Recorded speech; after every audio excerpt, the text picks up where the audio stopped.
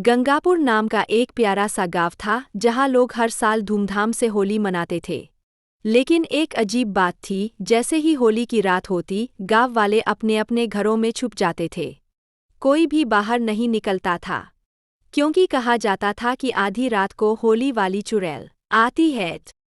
बच्चे इस बात को लेकर बहुत उत्सुक रहते, लेकिन बड़ों ने साफ कह रखा था, जो भी रात को बाहर निकलेगा उसे चुड़ैल उठा ले जाएगी।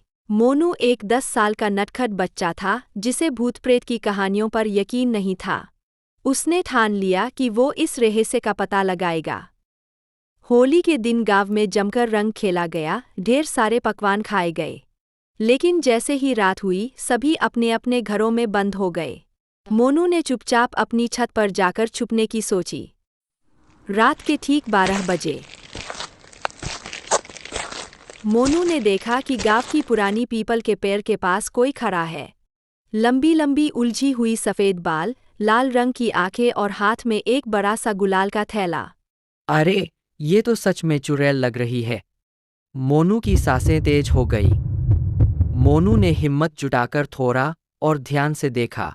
तभी चुड़ैल ने अपने थैले से गुलाल निकाला और हवा में उड़ा दिया। चारों तरफ लाल, पीला, हरा रंग फैल गया और फिर हंसी की। मोनू की आंखें फटी रह गईं। वो चुड़ैल डरावनी नहीं थी, बल्कि खुद भी होली खेल रही थी। अचानक चुड़ैल ने कहा, बच्चे, तुम डर क्यों रहे हो? मैं कोई बुरी चुड़ैल नहीं, मैं बस होली खेलती हूँ। पर गाँव वाले मुझसे डरते हैं, इसलिए मैं सिर्फ रात में आती हूँ। उसने कहा, अरे, अगर आप होली खेलना चाहती है तो दिन में क्यों नहीं आती? चुड़ैल ने उदास होकर कहा, क्योंकि सालों पहले जब मैं इंसान थी तो गांव वालों ने मुझ पर शक किया था कि मैं जादू टोना करती हूँ। उन्होंने मुझे गांव से भगा दिया। तभी से मैं सिर्फ रात में ही होली खेलती हूँ। अगले दिन उसने पूरे गांव को इकट्ठा किया और सबको सच बताया। गांव वाले पहले तो डर गए, लेकिन फिर उन्हें एहसास हुआ कि उन्होंने सालों पहले बहुत बड़ी गलती की थी। अगली होली पर सबने मिलकर चुड़ैल को बुलाया और उसके साथ खूब रंग खेला।